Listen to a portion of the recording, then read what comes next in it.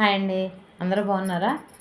ఈరోజు నేను మీతో షేర్ చేసుకోవాల్సింది ఏంటంటే, మన ఇంట్లో పిల్లలు, భార్యాభర్తలు, అత్తమామలు అందరూ ఉంటారు కదండి.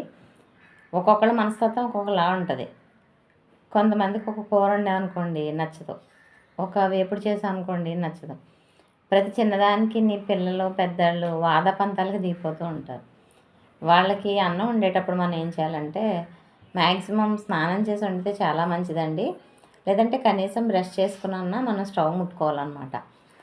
ఆ అన్నం వండేటప్పుడు కొంచెం గల్లుప్పు, చిటికెడు పసుపు, చిటికెడు పంచదార. ఎక్కువ మంది ఉన్నారనుకోండి ఈ చిటికెలు పెంచుతాం అనమాట.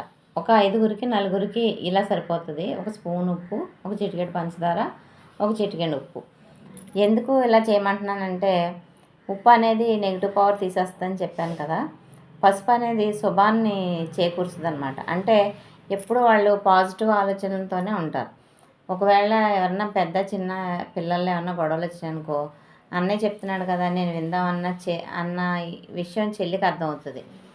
అలాగే చెల్లి చెప్పింది నాకు అన్న చిన్నది కదా, నా మంచి కోసం చెప్తుంది కదా అని అన్నయ్య వినడానికి ట్రై చేస్తాడు.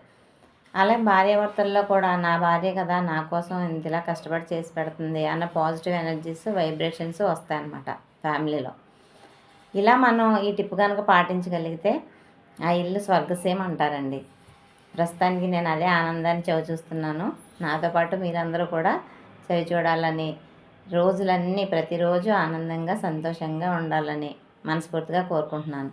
నా ఛానల్ లైక్ చేయండి, షేర్ చేయండి, సబ్స్క్రైబ్ చేయండి. లైక్ చేయడం మాత్రం అస్సలు మర్చిపోద్దే. ఉంటాను.